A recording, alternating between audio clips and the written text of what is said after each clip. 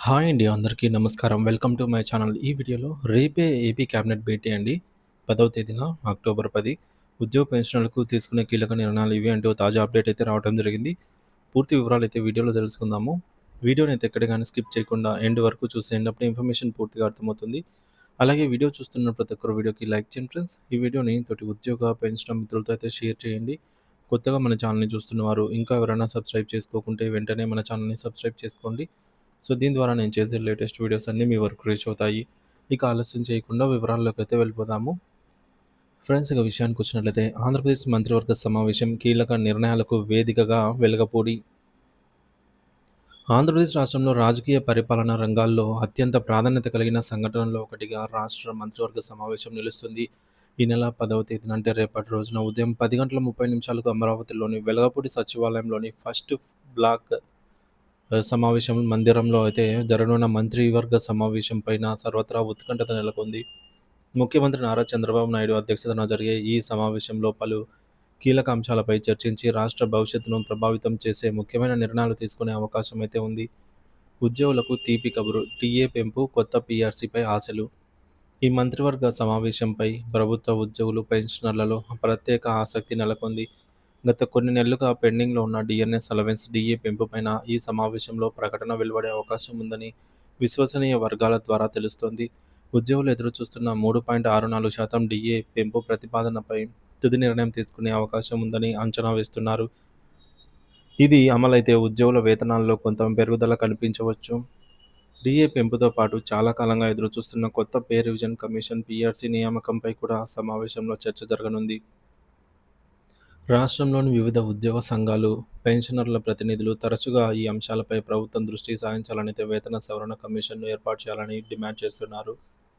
ఈ నేపథ్యంలో పీఆర్సీ నియామకంపై ఒక స్పష్టమైనటువంటి నిర్ణయం వెలువడే అవకాశం ఉందని, ఇది ఉద్యోగుల దీర్ఘకాలిక డిమాండ్లను నెరవేర్చడంలో కీలక మలుపవుతుందని భావిస్తున్నారు. కొత్త పీఆర్సీ నియామకం ద్వారా ఉద్యోగుల వేతనాలు, అలవెన్స్‌లు, పెన్షన్ల విషయంలో సమగ్ర సమీక్ష జరిగి ప్రస్తుత ఆర్థిక పరిస్థితులకు అనుగుణంగా మార్పులు చోటు చేసుకునే అవకాశం ఉంటుంది. అభివృద్ధి, సంక్షేమంపై చర్చ, నిధుల కేటాయింపులు.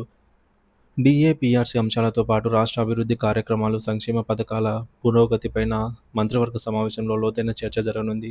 రాష్ట్రంలో అమలు జరుగుతున్నటువంటి వివిధ పథకాల స్థితిగతులు, వాటికి నిధుల కేటాయింపులు, పథకాల అమల్లో ఎదురవుతున్న సవాళ్లు, వాటి పరిష్కార మార్గాలపై మంత్రివర్గం ముఖ్యమంత్రి మంత్రులతో సమీక్షించనున్నారు. ముఖ్యంగా గ్రామీణాభివృద్ధి, వ్యవసాయం, విద్య, వైద్యం వంటి కీలక రంగాల్లో చేపట్టిన ప్రాజెక్టుల పురోగతిపై ప్రత్యేక దృష్టి సారించే అవకాశం ఉంది.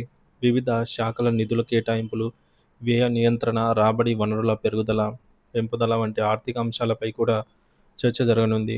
రాష్ట్ర ఆర్థిక పరిస్థితిని సమీక్షించి భవిష్యత్ ప్రణాళికలను రూపొందించడంలో ఈ చర్చలు కీలక పాత్ర పోషిస్తాయి. కొత్తగా ప్రకటించిన పథకాల అమలుకు అవసరమైనటువంటి నిధుల మంజూరుపై కూడా మంత్రివర్గం నిర్ణయం తీసుకునే అవకాశం అయితే ఉంది. పరిపాలనా సంస్కరణలు, విధాన నిర్ణయాలు.